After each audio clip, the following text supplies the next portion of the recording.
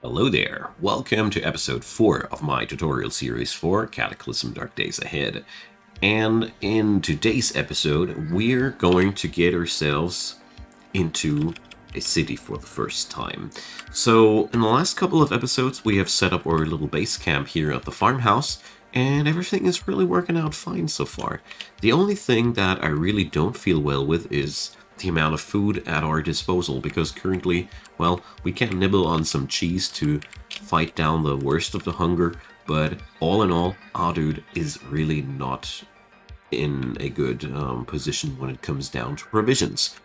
It would be totally fairly fine to fight up to the motel and get me the car from there, but I want to go for cars in a episode or two.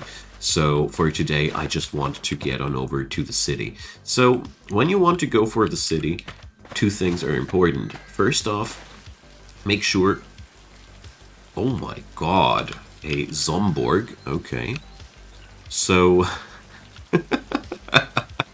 make sure no Zomborg is crossing your way. So that thing here is massively devastating for us. And we're going to go for one other thing that I heard we can go for. So, auto notes. So we're going to go for auto notes here. Thanks for the comment there, really helpful. So this place here should be in the future be crossed out. So I was interrupted by Zomborg, so I wanted to say what's really important to get to have before you go for the first time for a city. Avoid Zomborgs is one thing for sure, but jokes aside, you should have a weapon, you should have medicine. If you don't have medicine, it's totally fine to go for the city to capture first bits of medicine, but all in all, don't delay that. Don't go for the city if you don't have a weapon, because you will face amounts of enemies that are just not really doable for you at that point. So we're going to go from the northern side here. For some reason Zomborg didn't get into the notes, but we're going to see Zomborg. There we go. So if you're wondering why I'm so worried about that thing, I didn't check out the description. It's basically a cybernetic monstrosity that will totally rip us to pieces if we fight against that.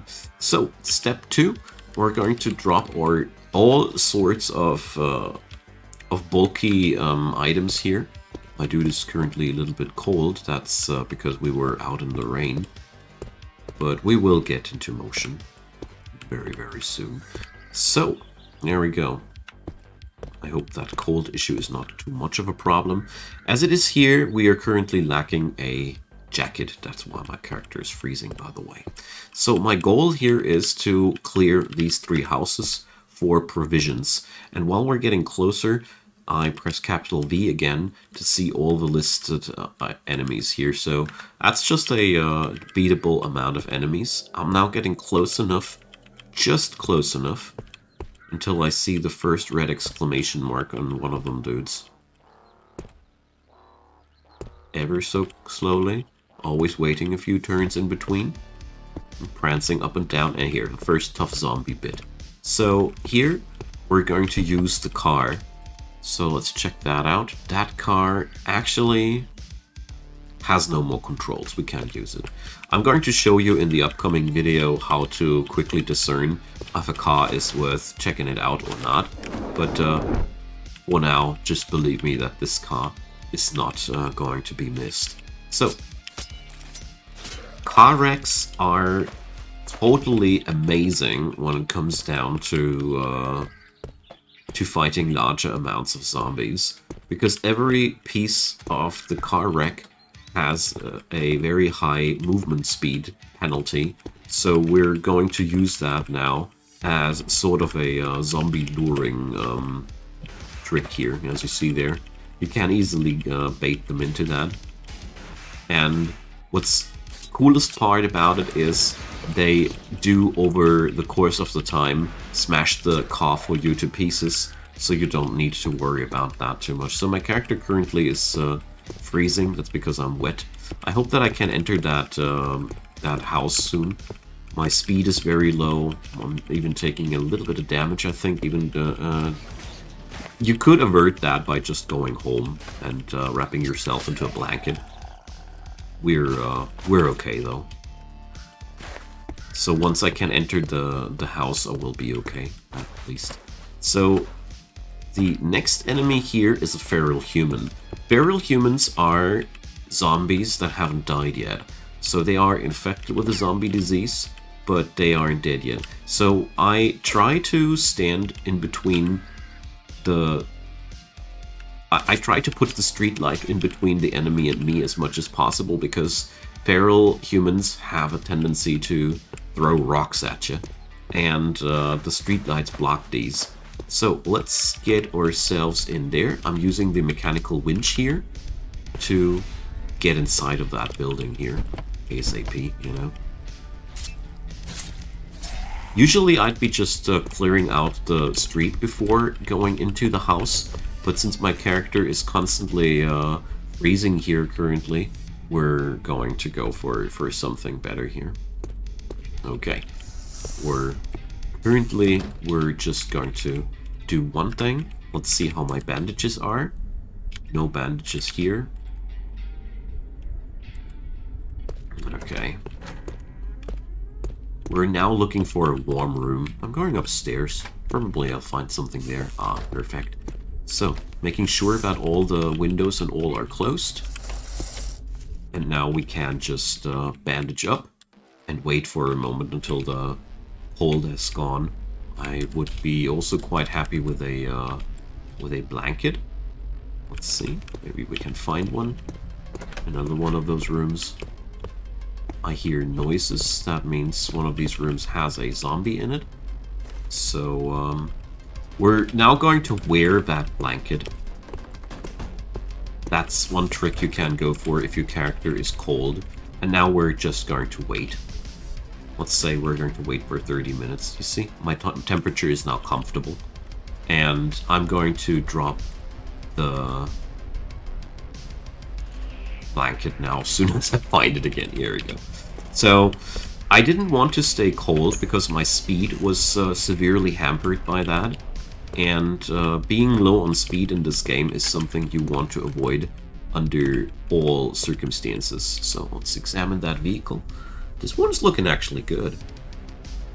It's looking like a candidate to drive. So we're going to go for cars, like I promised in a upcoming episode. Here, these bushes are all movement cost 400 items. And as you see here, we're plowing through these enemies here. Bushes can be randomly destroyed by zombies, as you saw there.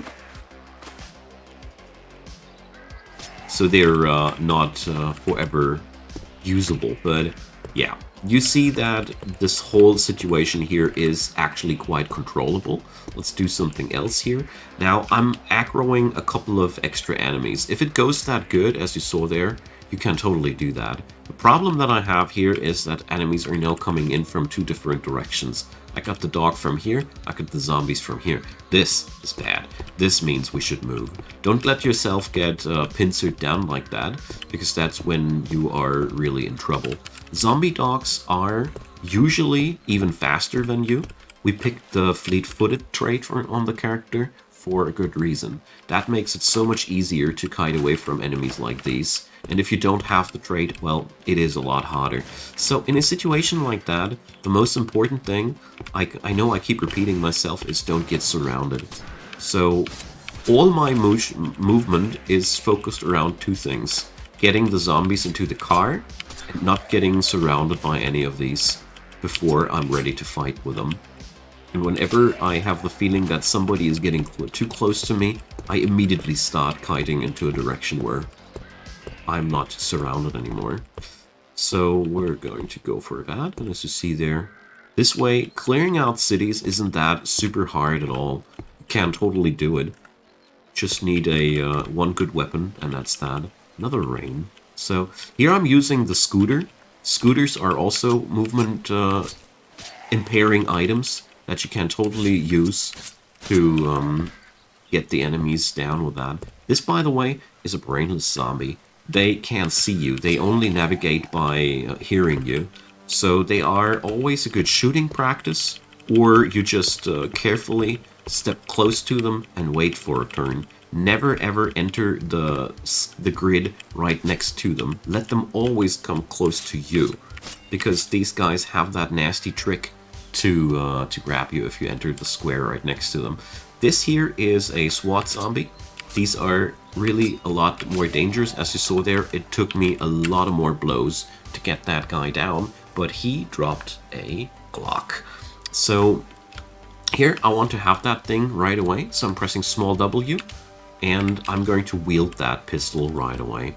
Because, you know, guns are quite valuable drops, and this way I will be seeing it on the pavement and not forgetting it, you know. I find that quite important.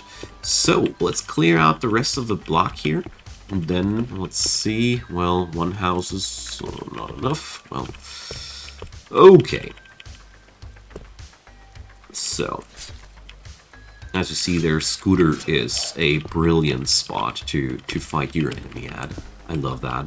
And whatever you do, don't grow too greedy. It's totally okay to take it slow. One enemy after another. That's fine. You don't need to hassle. Things get a lot more controllable the better your gear grows, which means as soon as we have heavier armor, we can play a lot more ballsy here, but currently we shouldn't go for it. These hedges, I love them too. Just keep in mind they are only 250 movement points, so they aren't as powerful. You see, I'm immediately getting punished for swinging one time too often. Zombie cops are always amazing because sometimes you're just super lucky and they even have a assault rifle. Damn. But what I actually had in mind here is they come often with Kevlar vests that you can loot, which are good against cutting and ballistic damage, but we'd need to clean them. I'll show you in another episode. What's most important here, the AR-15 has a +1 behind it. That means it has an add-on. When we scroll down here by pressing page down, you see it has a shoulder strap. So pressing capital W allows me to wear that thing, and we're going to put it right next to the other trophy that we got. And the temperature is growing chilly yet again. That's because we're sitting out there in the rain, clearing out the enemies. And that's, well, that's your basic city clearing experience when there's no mutated, extra dangerous enemies up ahead of you.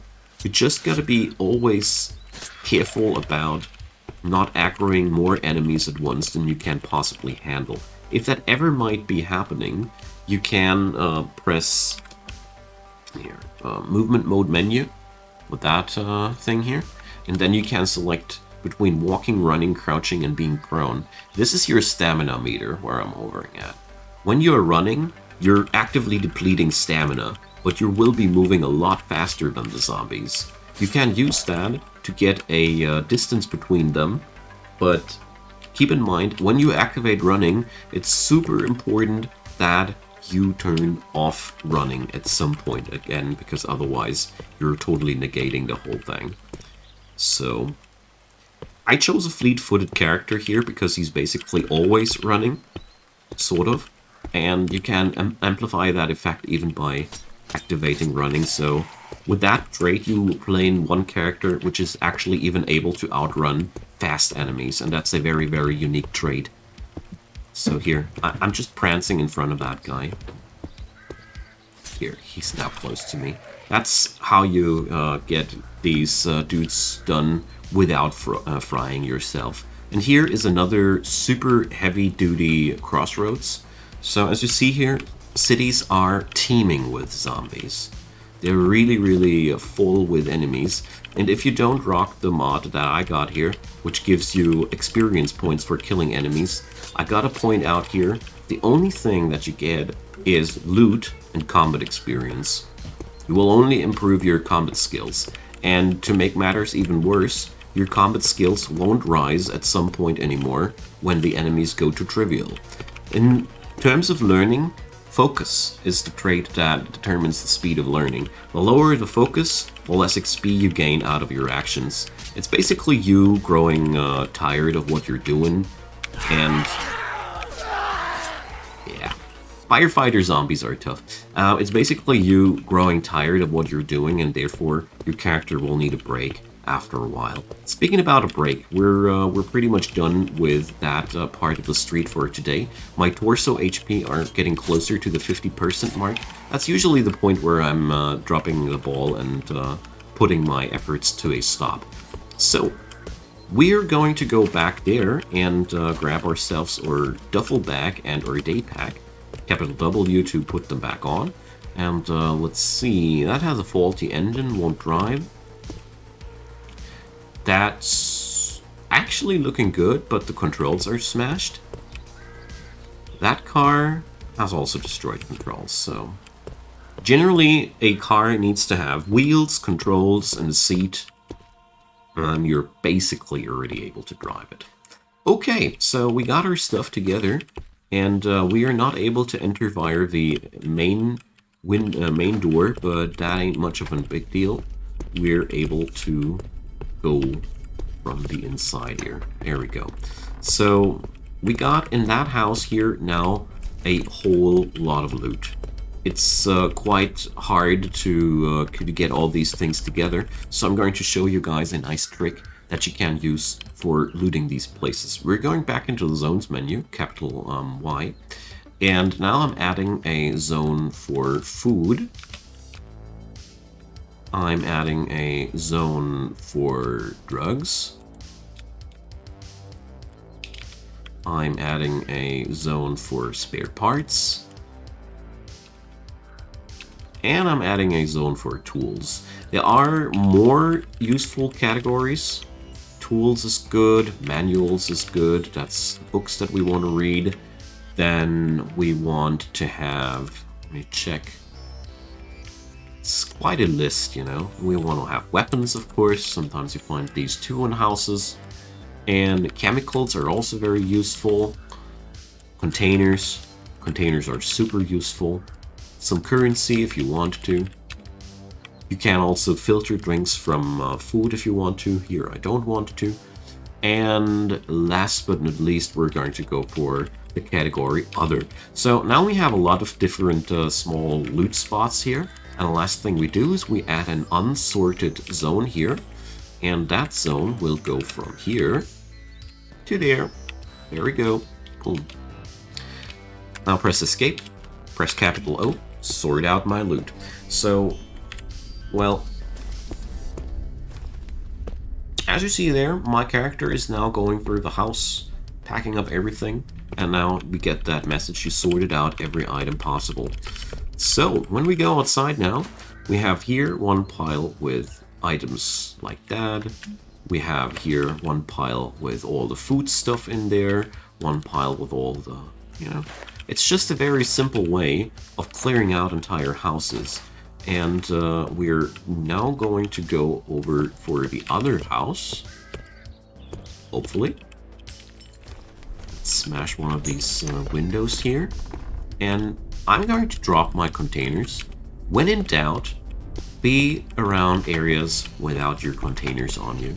It's always better like that. Oh, that's a nice pantry with long-lasting food. It's exactly what we're looking for. And here's other good stuff. I'm hearing noises from inside that room, so chances are there's an enemy, and it's even a tough zombie.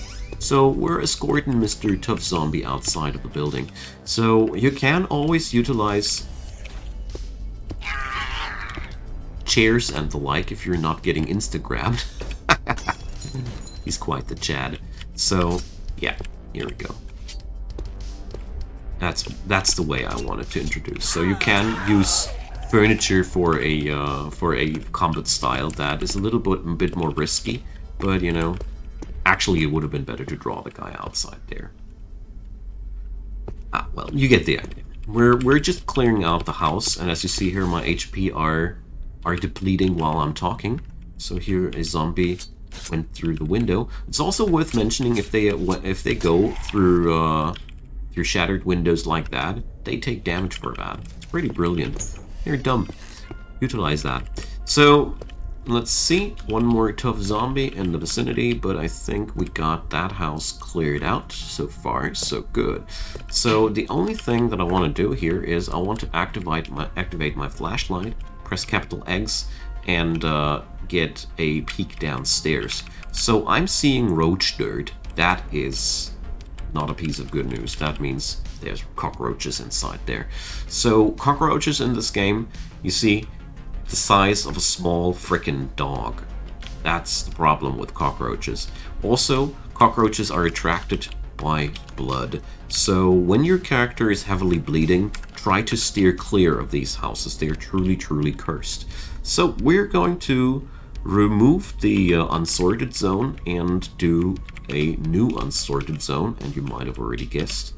It's going to look just like that. I'm not quite sure if we can pull it off just as sassy as we did in the first place, but we got to check for the zombies, you know. But as long as nobody is getting into my way, I'm just going to do my thing. Here we go. I'm being interrupted from time to time by zombies crossing my field of sight, but I'm not worried too much about it. So, there we go. I need to repeat my, alright, here we got one zombie in our way. Happens to the best of us. Alright, I sorted out every item possible. The only thing I haven't sorted out here are clothing items. Now I see what I forgot. Well, okay. So, capital Y again, add another zone for clothing. Definitely worth it. Okay, so save changes, and now we do the same thing again, capital O, and we're sorting out our stuff. Ideally, you take care that the enemies are not as close to you as they are to me here, you know? That's a tad bit of a risky maneuver. You could do that safer. So now we, of course, want to do that for this house here one more time. Simply because we want to plunder that building for its clothing as well. There we go. Okay, so let's see if that car is still drivable. Oh yeah, I totally know what I want to have here too. So as you see here, there are a lot of different zones. One for corpses again. It's never been possible for me to do all the things at once. I always keep forgetting something, you know. Alrighty, so I just wanted to cap the corpses somewhere else, did I? Oh well, alright, there was obviously no corpse inside the building. Okay, so let's check out if the car is still drivable. So I'm going here, controlling the vehicle, hell yeah. So we have a drivable car, that's amazing. So, yeah, I know I just said a few minutes ago that I don't want to do car tutorial for today, but, well, so.